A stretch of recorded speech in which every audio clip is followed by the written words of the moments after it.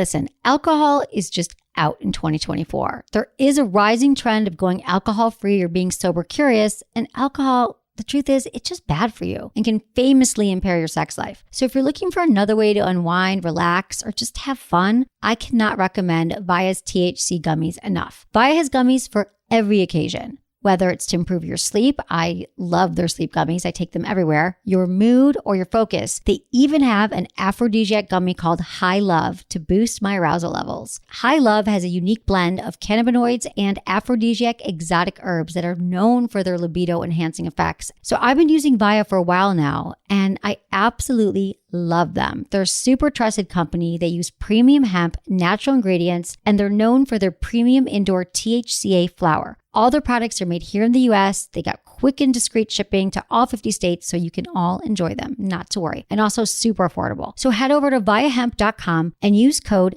Emily at checkout to save 15% off your order. That's VIIAHEMP.com. Use code Emily at checkout for 15% off your order, and let me know what you think. Hey everyone, thanks for listening to this episode of Sex with Emily. You're going to love tonight's show. But before we begin on our journey here tonight, one of the reasons you're able to listen to us for free is because of the incredible people at goodvibes.com. They carry all the best sex toy brands. Like, I'm obsessed with the new Vibratex Dahlia. They also make the Rabbit Habit. If you have one of those old rabbits from 10 years ago, you have to see this new one. It's amazing. They also have my new favorite, the WeVibe Tango, and lots of stuff there. And they only have the good products. Don't go anywhere else because honestly, like, they pick out the best so you don't even have to do it. They try them all. I try them all so you don't have to. Go to sexwithemily.com, click on the Good Vibrations banner to see my favorite toys. Use coupon code Emily.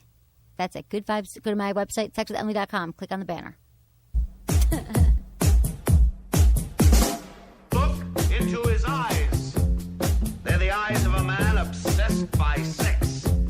Eyes that mock our sacred institutions. Bedroom eyes, they call them in a bygone day. Hey, Emily, you got a boyfriend? Because my man E here, he just got his heart broken. He thinks you're kind of cute. A girl's got to have her standards. Oh, my. Do women know about shrinkage? Isn't it common knowledge? What do you mean, like laundry? It shrinks? Can we not talk about sex so much? Are you kidding me? Oh my God, it feels so good. Being bad feels pretty good. But you know, Emily's not the kind of girl you just play with. You're listening to Sex with Emily. We're talking about sex, relationships, and everything in between. For more information, go to sexwithemily.com. You can check out all of our podcasts. You should actually just go to iTunes and subscribe. So easy that way. But what you really have to do ASAP, sign up for my mailing list because it's awesome. And I just got to say, I don't brag about, I'm really good at this, that. I know I have some faults, but for some reason, everyone lately was like, hey, I love your emails. Like, people I don't even know, like random at this trade show, like, I love your emails. So apparently, I give good email. So check that out. I give good email. I really do. Everyone needs their skill in life, and that's one of mine. I'm here with Anderson. Anderson, are you paying attention? Yes, hi. It doesn't matter. I just want to say hi to you. But we just have a special guest that just walked in, and which is amazing because we're starting a little later. How come these headphones don't work? I don't know. See, welcome to my world. Hey. I'm in your seat. You're in my seat. This is Mike Catherwood. Yeah, hey. What's happening? This is so perfect that you just dropped in because we're starting later than we thought. No, that works. Yeah, isn't that awesome? Yeah. Okay, so I'm glad you started later. I mean, I don't want you to be late, but it's been a crazy day. Yes, I'm sure glad it has. you're here. Maybe you could just talk the whole time and do like Rudy or something. Talk about your sex life. Tell masturbation stories. I beat off last night for the first time in a long time. Okay, for you, a long time is? Well, now it's like a legitimate long time, like 4 or 5 days. Oh, really? So Yeah. it really is? Yeah. Because you're not the guy who called into Loveline who does it when the child's awake. No. Do you remember that call? No. The woman was complaining about her husband? I would do it when my child's awake, but she would have to be with my wife. She would have to be with my wife in the other room. Exactly. In fact, in the other side of the house. No, right. No, you're a good man like that. I get it. So it's been 4 or 5 days. Wow. So was it a good one? Would you? Yeah. It was massive. Okay, massive so load. what did you masturbate? Can I just Mike Catherwood? Yes. Hey. But people, not everyone knows you. I mean, No, in fact, famous. I would say by far the majority of people don't know me. Mike Catherwood is the co-host of Loveline, which is everyone I talk about on the show all the time. Long running, 31 years on the air. Loveline. Right. Mike's been the host probably for the best years, the last 3 years, Dr. Drew, and I am honored. In the opinions of most, I am the host of the second best era of Loveline behind Corolla. Oh, Corolla. Yeah, Corolla's the master. But I think you are I'm not just saying this I just really like you're good. You're good. I laugh. Like, I truly like you're very good at what you do. Oh, thank you. That means a lot to me. And I've just been sitting here in my room alone all these years. Like I've never worked with anyone. You know, it's a big difference. I tried to do podcasts by myself. And it's a whole different beast. It's a whole different thing. And I'm much better going off. So I think sometimes, I think anyone tonight is. I was going to answer. Yeah, true. I think it's true. Like either there's something wrong with you, or you are like a weird, like you must be some type of strange genius if you prefer to do broadcasting alone. Right, just or with callers. What about like the Dr. Yeah, but I don't think that. Laura I don't think that. Yeah, I don't think that constitutes as alone. I'm talking about like these guys. Some guys do podcasts, and I don't know if there's women that do it, but I know a couple comedians. Like who? Any that are good? Yeah, Bill Burr's pretty good. Bill Burr's pretty darn good at doing a podcast, and he just most of the time just talks about just fires up a mic and just goes. And it's not planned. Doesn't seem like it. I mean, I think he has bullet points like stuff he wants to touch on. But it doesn't. He certainly is not like riffs. He's not doing his stand up. You know what I'm saying? He's not like he doesn't have an act. Right. And I find that to be far more difficult. Far more challenging. If you get up and or even be a stand up, right? Deliver material. Well, it's a whole different beast. I mean, there's a lot of similarities to a great radio personality and a great stand up. But it's really a different mind frame. It is different because we always have someone to you got to find the good chemistry with someone to it helps. If I can just be like, hey, Anderson, usually he's like sleeping, but I'll try to talk to him in the middle of the show if he's not here. Well, and a great stand-up really needs to control the momentum and the audience's attention all the time. Right. A great host actually has to do that in a very limited capacity. If you're a really good radio host, you have to know when to divert attention. Right. I mean, because you certainly can't interview people if you're trying to constantly work in jokes. It's got to be more about exactly. That's why they give it take. And I think you also have to have a good sense of like I always feel like when I'm bored, like my audience is bored, or when I don't get it, you know what I mean? Like I can kind of, and I think I can move it along. Yeah. Like if it's a conversation. I worry about that because I oftentimes Loveline. But you do it too. Well, Loveline's that's one of the things. Late at night. Late at night for the average person. You can sense the audience. It's like what you're saying. It's the same things. You can kind of like read. Mm-hmm. What people, I think I can. I don't know if I'm successful at it, but I certainly get a sense that, man, if I'm, the person listening to this radio show right now is not getting their money's worth. Or sometimes, even though it's utter silence in the studio, I'm like, I'm crushing right now. Right exactly. now I'm on fire. Right, you can just tell. You just feel like it. Yeah, exactly. I used to do that at well, tonight was just going to be Anderson and I. We're going. I've had so many guests, so many goddamn porn stars in here. I love the porn stars. Yeah. But a lot of them, I've gone in phases. I've been doing this for 8 years, and I've had the porn star shows. I've had the guests all the time, and then I know guests for like 3 years, just like reading emails. And that long? There was it was just like every maybe once every few months, but it wasn't guests at all. It was me and Menace in San Francisco. Mm-hmm. He was there most of the time, and he's awesome, and we'd read emails, and I'd talk and have a topic, and it was so much easier too, so much less stress, I think, sometimes having it, and we could go back and forth and answer, I think people listen because they really want sex advice, they don't want to just, I don't know, I feel like I'm just having the great part about you when you give advice about sex and relationships is that it's very authentic, and that is a hard commodity to find in that field, because most of it's, I don't want to say it has an agenda, but when you read like a woman's interest magazine, that's not unfiltered sex advice. That's kind of sex advice that comes from the mind of someone who's trying to make a palatable article. Right. And I don't mean that as an insult. It's just, it's not really designed to be helpful advice. Right. It's designed to be a good read. So I can break it down in a way that people can understand. Just like couples therapy on VH1. Its number one goal is to be an entertaining show, not to be good therapy. Right. Exactly. Now, I'm not saying it's bad therapy, but my point is that when you're getting advice or therapy or self-help or anything from a commodity, from a marketable commodity, right, its number one job is to be entertaining and enjoyable, not to be therapeutic, right, or helpful. If I was sitting here talking about in a much more my academic way, people fall asleep, they wouldn't care. So you got to make it entertaining, informative, so people can learn. Well, and you're the best part, which you don't ever see in women, is that you're an open book. I mean, there's Anderson and I were talking about it. I think I told you that on the air last week, that you couldn't fake being you. There's no fake Emily Morse. If you wanted to be a fraud and just this put on, it would be impossible for you to do that. There's no way that your personality is different than like if I came over your house for lunch and it's just impossible. Right. Like the way you are, the person you are. It's impossible for that to be contrived. It's just too frenetic.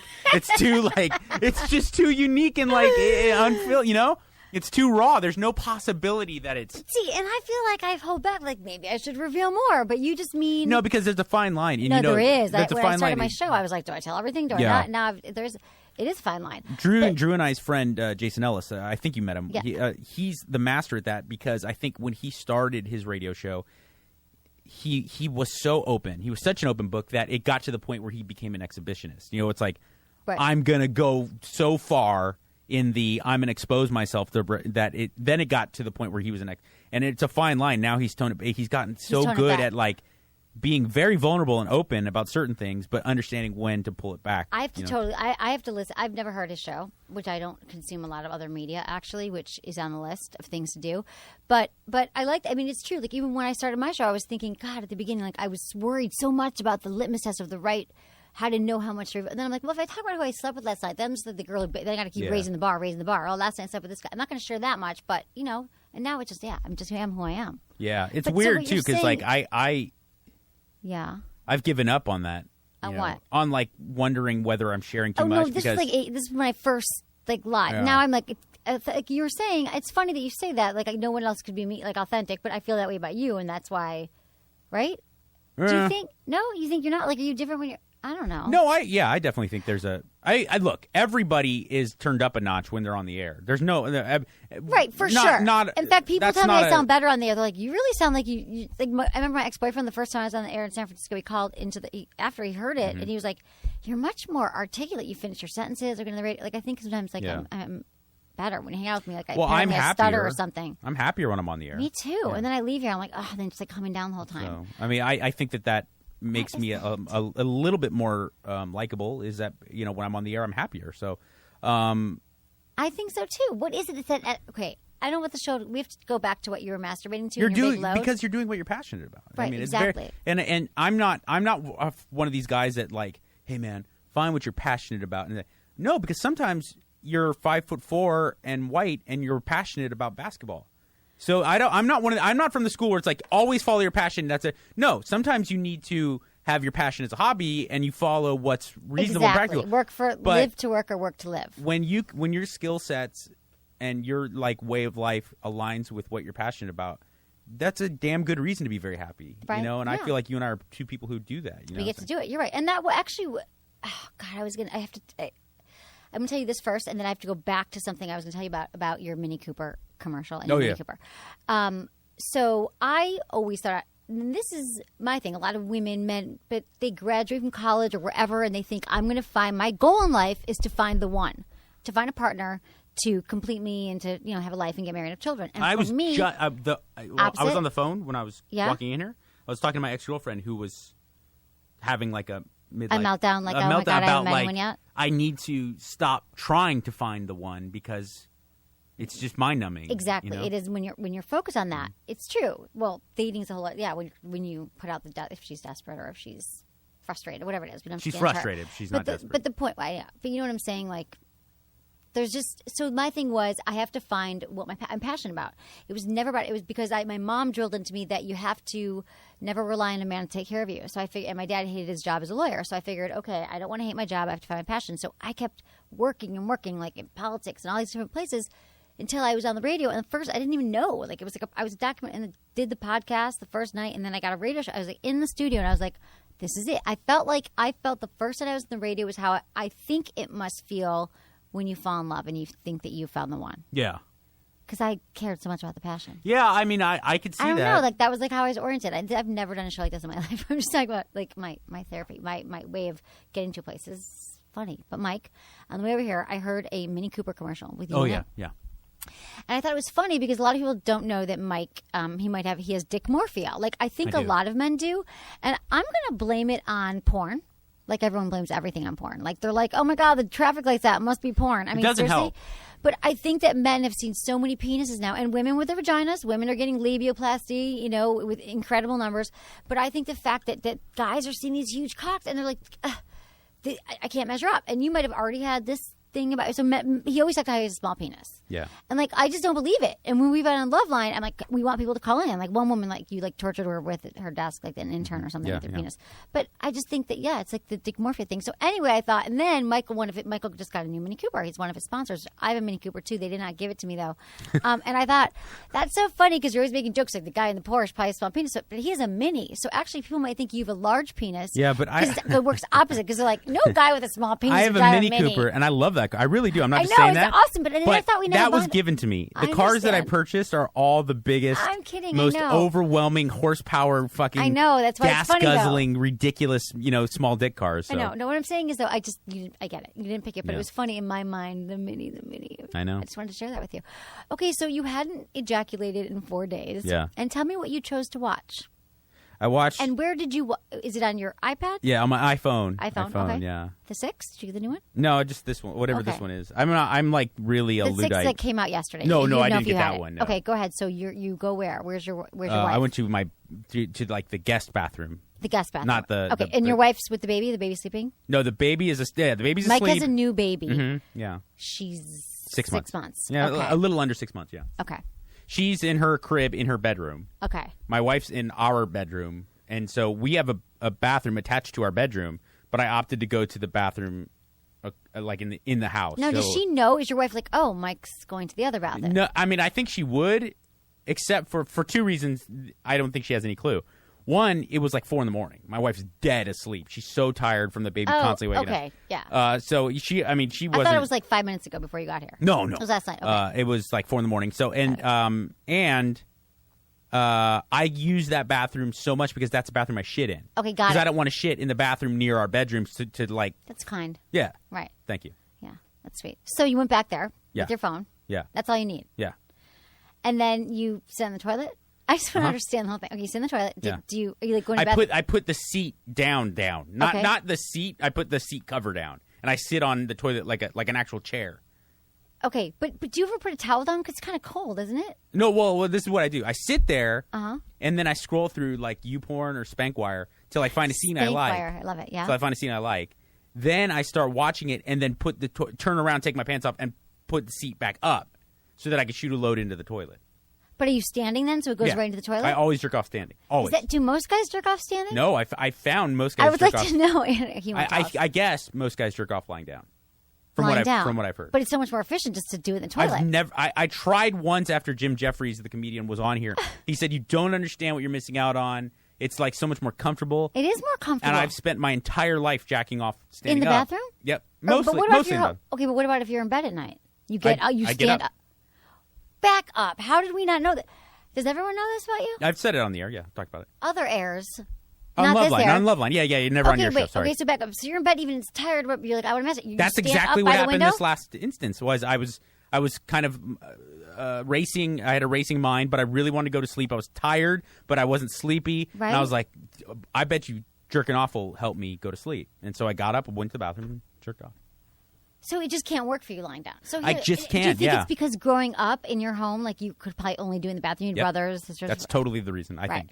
think. You look, the first 2,000 loads I shot, I was standing up. So I just Exactly. Kind of, No, and a lot of people get into their patterns. That's why a lot of men, I think, ejaculate quickly too, is because they're so afraid someone's going to come in. Men learn. So then you searched YouPorn, Spankwire. When you said you found something that interested you, what was it? Does it say you might also like Amazon because it knows what you liked last time? Yeah. Well, no. What it does do, what those tube sites do, I need is to watch that more porn. if I watched, I ended up watching So Sasha on Grey. my She's one list. of my favorites. Oh yeah. She's in my top. She was on my show. She's in my top 5, I would say. Sasha Grey, right? So I ended up watching like a scene where it was her and another young lady who I'd never seen doubling down on a gentleman. And what they will do is like if you're watching a scene with Sasha Grey, if you go down, it'll like from that scene it'll recommend others. So like there'll be 10 other scenes below that'll say like try Right. this, and it'll be like either the stars that are in that scene you're watching or like the theme. Like Right. if you put in Sasha Grey anal, it'll give you a couple Sasha Grey. It'll also give you a couple anal. It'll also give you like a couple. Okay, got it. So it tries to play off the themes of the Okay. tags of whatever scene you're watching. I got it. Okay, so tell me, because I actually had a study here about porn. I Mm-hmm. didn't get into any of my, which I love that you're here because today was crazy. But there was a whole thing here about porn and statistics and what people watch. But we need to finish your story. So what did you? It was her and much two like girls and a guy. Much like with women and my taste in women and my sexual partners in the past, I'm not like discerning. I don't have like, I'm not into like just big butts or just anal or just group sex or like I'm pretty. You're open. You're flexible. A lot of different things going on. I just like sex with girls. Like I mean I'm pretty. But you like more ethnic. Larger. You wouldn't look at like if I was in a porn, I wouldn't turn you on. No, that's not true because you're like aesthetically you're very much my type. Like darker hair, darker features. Right. More I'm more not like okay. No, but you're like I'm like a spinner. Yes, you are. But you mean because you're thinner?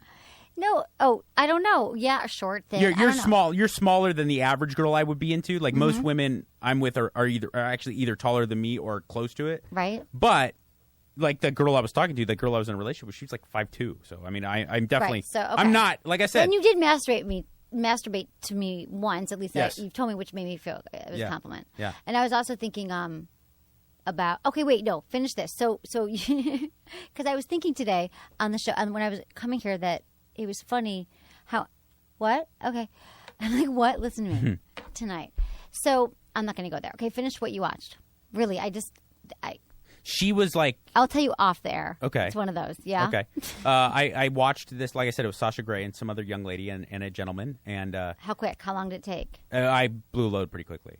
Because like they, like most porn scenes, it starts with oral and then they go to sex and then maybe like anal. Right. I already blew my load before they even got to sex. Like it was just an oral. Wow. You didn't even finish it. And you won't go back and finish it. No, like fuck no. Like it's done. Like you'll look at another one. No, like, so how I many actually minutes? thought, like, I used to think, like, Corolla was insane because he always talked about how he really needed to, like, be into the scene. Like, not only was he watching it. That's a chick thing, though, because women are usually, they're the ones, they want the plot, they want the romance, they want the relationship. He assumes it's because he grew up in the 70s, like, when that's where, all there like, was. you had a movie. Yeah, like full a porn. on. Yeah. Like, they didn't have sex until at least, like, 10 minutes in those movies. Yeah. Right. So exactly. I that's insane to me when guys are like, well, it's babysitter porn. I got to find out if the parents come home. I'm like, you're fucking. I know, exactly. Yeah. Like, right. That's cute. That's like that. Okay, so when we come back, we're going to talk more about, porn and stuff. And actually, there are some stats about what people most search for. But first, I want to thank my sponsors. I am obsessed with my No Pro. Usually, as Mike knows, I'm obsessed with certain, usually vibrators or like other electronic objects. But the No Pro is crazy because you can just remove hair wherever you want in your house. It's a little object. You just run it over your body, and then you have no hair for weeks and weeks. It's so much better and so much cheaper than razors and waxing. And it is the best way to remove unwanted hair. And there's no pain. I can just like sit on my couch watching TV, like take it off the hair. It's gone. Sweet. Dude, I know. Do you want a No Pro? It's awesome. Well, Anderson wants one for his wife, and I'm trying to I'll get. help you promote it by using it on wants my balls and cock and stuff. Really? Mm-hmm. You'll use it there. Of course I will. Okay, and then do you ever do you like hair other places like back or neck or you don't have that stuff, do you? In my asshole and balls are the only hair on my body besides my head. Okay, do you shave them normally? Yeah, shave and trim. Yeah, I'm like the pubic patch above it. I'll use the scissors, and then my balls and that's the whole thing. Just use No my Pro. balls and taint. I use It'll a be gone razor. for okay, good. You'll love this No Pro, and if you go to nonoemily.com, you can check one out, and you can also get 100% 60-day money back guarantee, a $50 gift card to an award-winning skincare line, and it's like the only thing everyone wants one. All my guy friends want it. Mike wants one now. You should get one too. nonoemily.com. Also, fleshlight. The fleshlight, as we know, is a woo. Love it. Have you actually used one? Mm-hmm. Because I gave you for a baby gift. Yep. Have you used it? Yeah. The leg strap. Yeah, but you can't. But you can't. I know you can. I am not a type of person that will clean it and use it again. I'm a one load. Like once I blow. That's why you don't use it regularly, but you have. Once used I blow a load in something, I'm but pretty I much. gave you that leg unless strap it's a that they human have. being.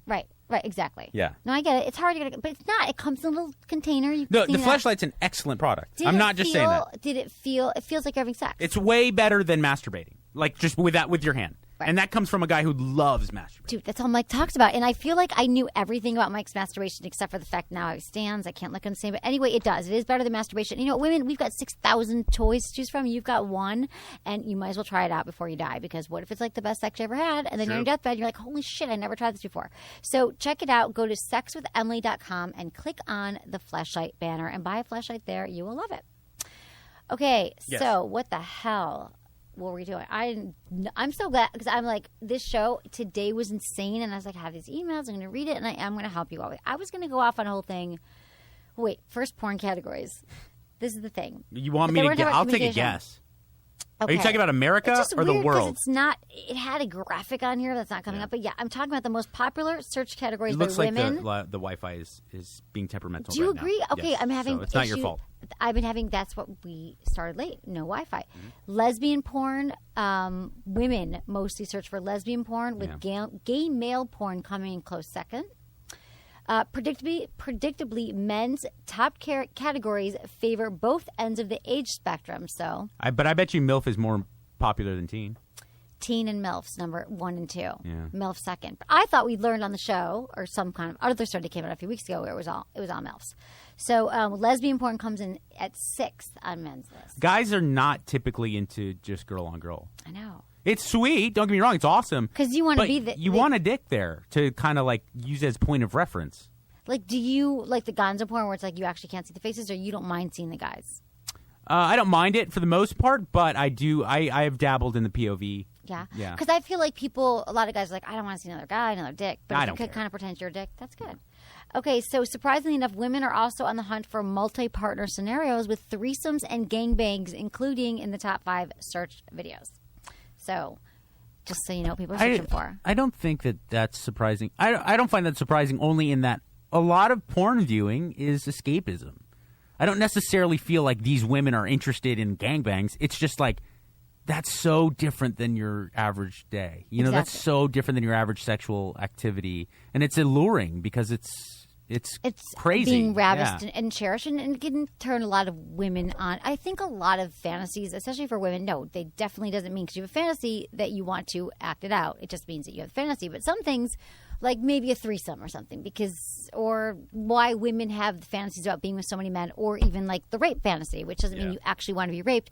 It's something about, I think, women always being told that they don't really want sex, or they're not into sex, or they have been socialized until maybe recent generations that men have to make the move, and we're not really into it. We don't really want. Right. We don't want to seem like we want. So then, like, if someone just takes us, then there's so many different psychological explanations about why people have rape fantasies, but also just in the one of just being taken by a man, because I think women want to feel cherished. And rape fantasies are way awesome compared to rape.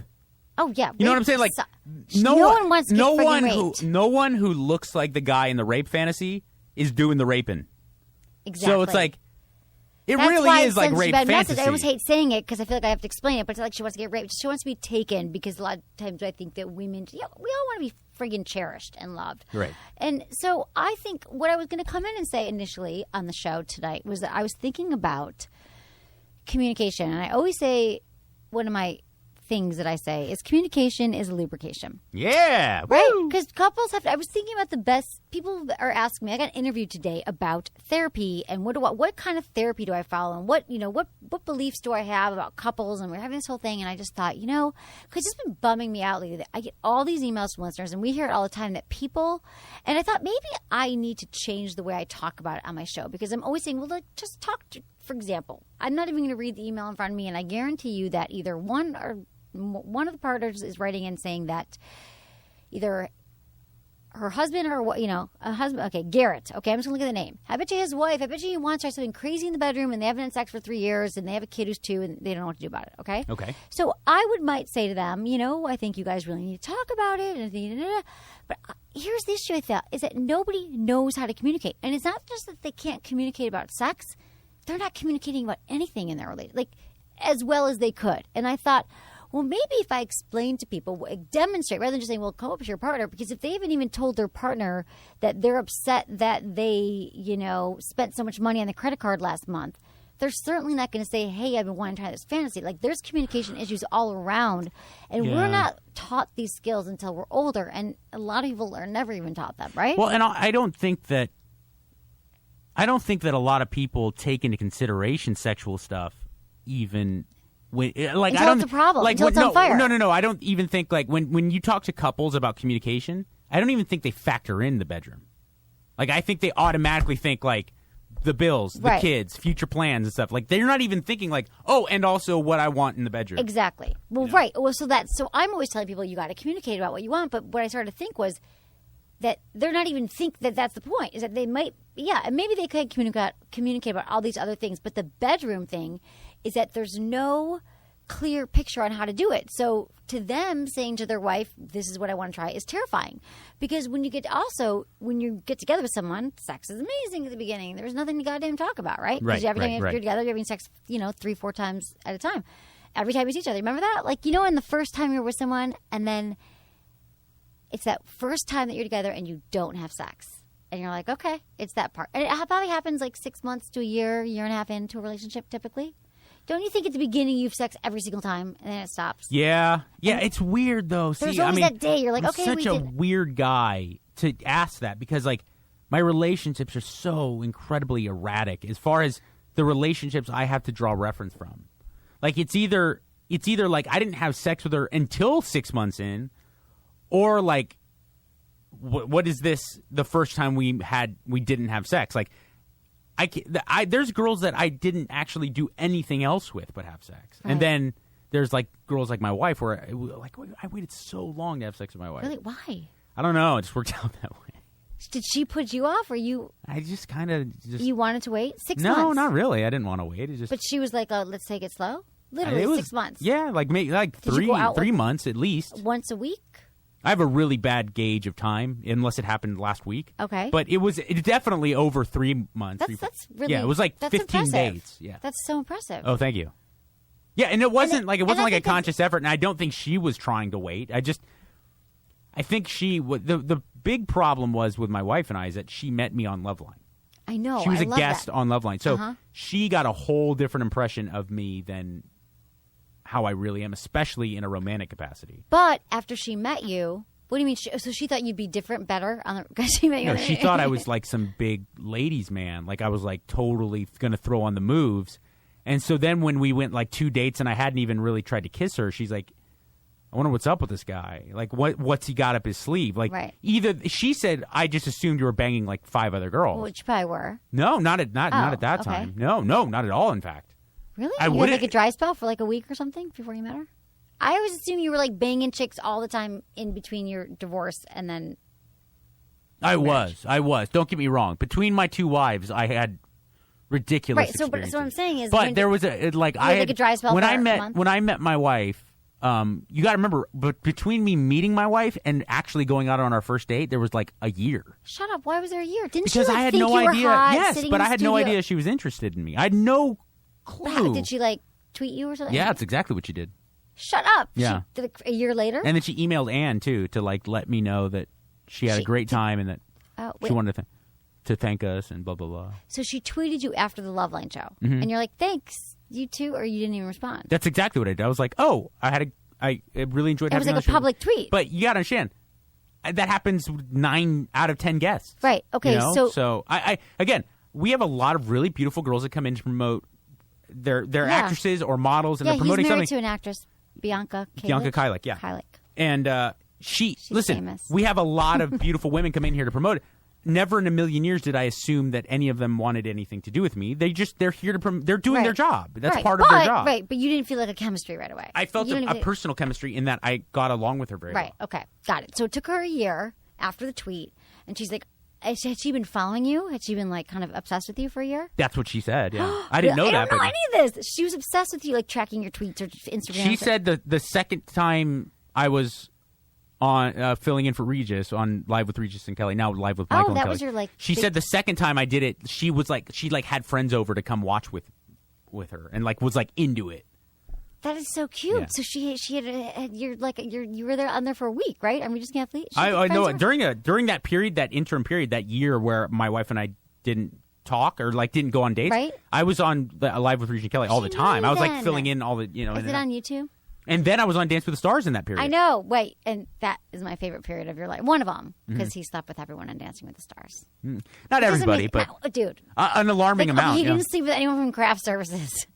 I'll give him. Hold on. Oh, did you? Who did you sleep with? No, all the dancers? just not all. I would just most. I feel bad saying that because like right, but they're nice not even women. most because a lot of those girls are like in relationships and stuff. Like I slept long I slept time with ago. 3 dancers. Right, and a wardrobe specialist. And a wardrobe girl and a right. producer. She was measuring your and a pants producer. anyway. Dude, that was awesome. See, that's why she probably thinks this about you. I don't know. Who knew? Yeah, but she didn't. I get that. But she didn't know that stuff. Okay, so she was obsessed with you, and then she was like, "F it, I'm gonna email that producer and say, tell Mike I like him." What? No, she think he's emailed cute. Ann and said like, I just had a really great time. Please pass along the message to Drew. Here's my number and email. Blah blah. To Drew But and that Mike. was after the show. That was immediately after. Right, but then a year later, how'd she get find you again? No, we just kept she stalked like you on television. we kept having conversations back and forth on Twitter, but like innocuous ones, not right, not like romantic. once every yeah, few just be weeks. like I saw you on Craig Ferguson. You need to ditch the shoes. Like joking, I would say Right. joking stuff. Right. And she would ha ha ha. Then her co-star Wendy McLennan Covey came in to promote Bridesmaids. Wendy's a fabulously talented actress who also was on Rules of Engagement with my wife for many years. She was coming in to promote Bridesmaids maybe 6 months after my wife had first been on. She said, yeah, so you guys have a lot of my co-stars on, Patrick Warburton and I was like, yeah, tell Bianca I love her, because I was just joking, like I was like, because she's pretty, and I was like, and that I got a special place in my heart for her. And she goes back to the set, and she's like, I was on Loveline last night. The host said to tell you hello, and that he wants you, and like I was like laying it on thick, jokingly. And she's like, oh, so she tweeted me back, and she said, Wendy told me that we need to have a little conversation. And I was like, is that what we need to have? Right. And then it kind of snowballed. Wow. And then she direct messaged me instead of tweeted me. Okay. And then finally she's like, are you going to ask for my number, or like, are you just completely inept? And I was like, oh, is that what this is? Right, because you still didn't get it. You're like, is she flirting? Is she just reacting and being funny because I just said to her co-star? Yes. And then you end the date, and then she still wasn't sure because you didn't make out with her for 6 months or whatever. Correct. You didn't have sex with her. I didn't even try to kiss her. Until when? Did she finally kiss you? That's right. Women, you never make the first move, do you? Nope. Did she make the first move with the kiss? Yeah. The first time we kissed. You guys would still be dating now and not kissing. Honestly, I don't remember our first kiss. I think she did. I think she did. She like leaned over. You don't remember? You gotta remember. Like she does the first everything. She has that's to. good. At least she knows. One of you I'm needs to know. practically like her pet. I mean, I'm completely incapable. She has to like be like, Michael, now do this. See, that's what I need. Like kind of like your remind you what to do every day. Oh yeah. Like what? Like I think I do need a wife. Like what do you mean? Like packs your or like tells you don't forget today. You have to make this phone I do call? all the cooking. No, but like 100% cooking. What kind of things like chores, life cooking, that stuff like how to survive in life. Yeah, I take care of. Okay, without so what does she take care of for you? Michael, say goodbye. We'll have and I'll be like reading a book while we have guests over. Like I'm socially. I'm like barely. I'm like bordering on Asperger's. Not for real. I mean, well, no, you just can't when you shut down sometimes. Not that I shut down. I just I get I get in my own little world. I'm very introspective and almost to a fault. And so my wife has to be like Mike. Like I remember the first time. For instance, here's a perfect example. When the first time she told me she loved me. She's like, Michael, come here. And it wasn't like, Michael, I love you. I just want you to know something. She's like, Michael, come here. And I'm like, what? She's like, come here. I need to talk to you. I was like, oh, fuck. I was like, what did I do? And so I got like closer. And she's like, no, come here. I need to talk to you. And she looked at me and she's like, Michael. And this is not good for podcast because I'm miming how she did it. She's like, look in my eyes. She's like, I love you. Does that mean anything? I was like, I love you too. And she's like, okay, good. And she's like, are you listening? I love you. I want you to know that. Oh, so it was like, so she knew like that it's like it was like talking to a child. In many ways, I'm very adolescent. Right. In your development as far emotionally. I don't have anything instinctive. I don't. I wish I did. I'm not saying that as a point of I'm not proud of that. I'm not someone who has a lot of natural instinctive ideas or feelings. Everything I have to do, I have to intellectualize. I have to learn it. Right. It has to I'm be the same systematic. way. I totally get it. So, but what about where do you get emotional about? Like, I mean, are you saying that you typically just don't experience as many emotions around a lot of things, or just when it comes to relationships, it's harder for you? Just interpersonal stuff. Yeah. Okay. I'm a very caring person. I really do wish everybody. I want everybody to be happy, and I hope everybody. I want everybody to. I mean, I don't like it when people are like, I don't care what people think about me. Like, no, I really would love for everybody to like me. I would like that. I understand sometimes I offend people or I say things that can rub people the wrong way. Well, but I don't like that. I don't want to make people angry. Right? No, it's because I get it. Like, I feel like sometimes I shut down about things. Right. It's hard to. But at the same time, like, I don't like. Some people. Like Kimmel's a perfect example. And I'm not saying that as it like I don't mean to say it as to make it sound like, oh, we're best buddies. Right. But Jimmy Kimmel, for those of you who don't know, he started his career as a radio personality here at K-Rock, and he worked at Kevin and Bean just like I did, and so he's in this family, and we've crossed paths, and I know him, he knows me, but not in any way. We're not buddies. Right. We just. But everyone who knows Jimmy, most notably Adam, who they're like best buddies. Okay. You got to understand, like, it's so natural for him to be, like, a likable, jovial person. And he gets, like, introducing people, and he can be the life of the party, and not in, like, a campy way. Right. It's very instinctive to him. It's who he is. He, as a person, is very affable and very good with people. And that aspect of me is bad. I just never developed it. So socially, maybe you get uncomfortable or awkward. I spent 90% of my life until I was 18 years old in my bedroom. Like I just did. If I wasn't at like sport practice, whatever sport team. Were you masturbating until you were 18 in the bedroom? Oh, fuck yeah. Right. I masturbated a lot growing up. Right. Know? So what were you doing in your bedroom? I didn't. Drugs? Mike's sober now, just so you don't know his history, but he's been sober for 12 years. 12 years. Yeah. It's amazing. A lot of. It's numbing. Yeah, and then you have to learn to even deal. as an addict, even as an alcoholic, I was not a very social user. I was very reclusive. I loved that was my favorite thing in the world. Everybody talks about like, man, do you miss partying and stuff? I was like, well, I wasn't really that much of a partier. There was nothing better in the world to me than an 18-pack, some blow, and cable TV. But what would you? So you just sit there and watch TV? Mm-hmm. I know I have a lot of friends who are addicts, and some were the life of the party, and some were like, no, I just at the end I was just doing blow at home all day. That was like a dream come true to me. Like if I had but a couple were you at bucks, least like organizing? I mean, like you were literally just sat and watched TV. But I didn't have at that point in my life, I didn't have shit to organize. I was 19 with no money. I know, but wait. So you just did it to like kind of numb and just to entertain yourself. I mean, yeah, no, I would come up with funny ideas or like try to write songs. I thought I was gonna be like some big rock star or something. Or I'd draw pictures. Like it's very, very content. In that, and in my watch a lot of movies. I was really into movies and really into music. So you didn't have you weren't like popular in high school, or no, by no means. I had a very strong core network of friends, but it was very limited. I was not like I wasn't by any means. So I don't mean to make it sound like I was like bullied or a dork, but I certainly wasn't like people were like when I showed up at a party or something. I was not social. But the point is that your wife was able to recognize what you needed. How she needed to communicate with you. Yeah, well... And you say it's like a child, but I totally get it. I'm sort of like a dude in relationships, and I've had very similar scenarios with men being more like taking on more of the feminine role with me and saying, can I be boyfriend, girlfriend? Sure. Like, I get it, because I'm the same way. As the dude. It's funny, and I don't mean to hijack your whole podcast. It's whatever. No, dude, I love it, because my wife... Really update. I'm like... My wife, through my what I perceive to be my inadequacies, my shortcomings, socially, romantically, saw something so special and unique in those inadequacies.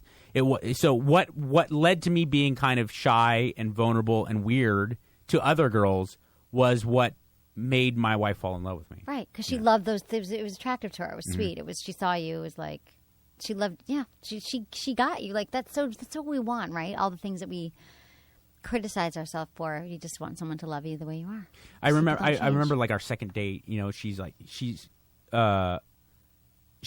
my wife's like a hippie. Like she's way into meditation and Eastern medicine and non-traditional therapeutic practices, things like that, Ayurveda and yoga, and it was very into it. She's very spiritual and not just like lip service. She's very devoted to it.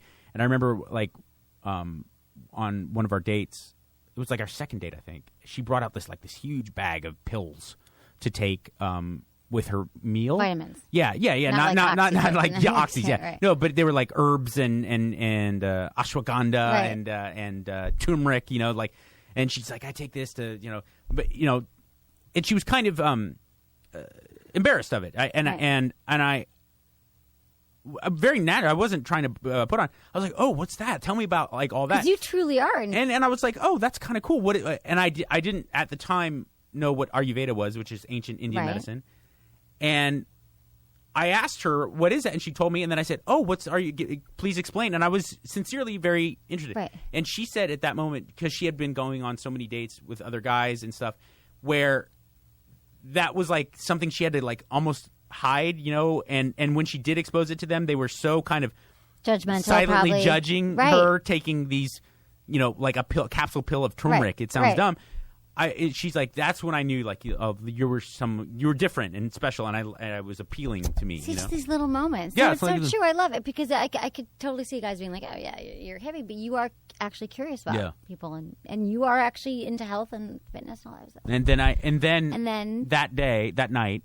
Yeah. I said she was eating. I went back to her house, and then I had to come to Loveline because it was a weeknight. Oh. And she was eating an orange and taking the peel off. I was like, "What? I wonder if you ate only the outside, would you poop out your insides? Like, does it go vice versa?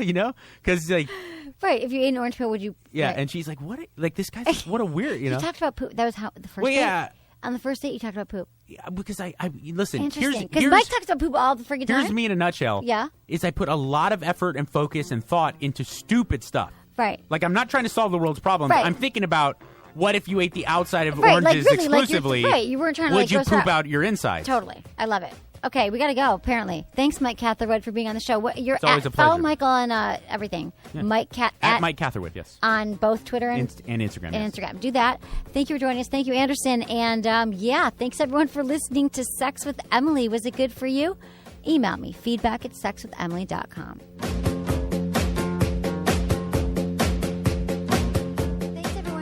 To Sex with Emily, and I have to tell you that just today another friend said to me, Emily, I really want to start a website, I want to start a blog, and I don't know how to do it. I'm like, okay, people, how have you not heard of Weebly? It's so easy. People think the internet's like so overwhelming, like you got to spend $20,000 on a website. Weebly gives you the freedom to create a website for whatever you want. Any idea you have, you can implement with a Weebly website, and you don't need any technical skills at all, and you can build a really high quality site. And when I say no technical skills, I'm telling you, you drag and drop. They have lots of modern designs, and they make sure that your website works perfectly on the web and mobile, which is actually really hard to do. They take care of all these things, and you can make it look beautiful and unique. So we all know that making an idea come to life is hard, but making a website for it should be easy. Create your free website today at Weebly.com. That's WEEBLY.com. Buying a car can be such a stressful experience, but TrueCar is changing car buying forever. TrueCar actually helps car buyers get rid of the fear that they might overpay, and that fear is the worst. Last month, over 45,000 cars were sold by the TrueCar Certified Dealer Network, and TrueCar.com users save an average of $3,046 off MSRP. So, when you're ready to buy a car, you just gotta follow these 3 easy steps that if you want to save money. First, go to TrueCar.com and find out what other people paid for the car you're looking for. Then register at TrueCar.com to see upfront pricing information, and then you lock in your savings. Third step, totally simple. All you do is you print out your TrueCar savings certificate, and then you take it to the TrueCar certified dealer for a better, hassle-free car buying experience. Who doesn't want that? Some features not available in all states, and every day, TrueCar.com users receive negotiation-free, guaranteed savings. Save time, save money, and never overpay. Why would you do that? Visit TrueCar.com today. That's TrueCar.com.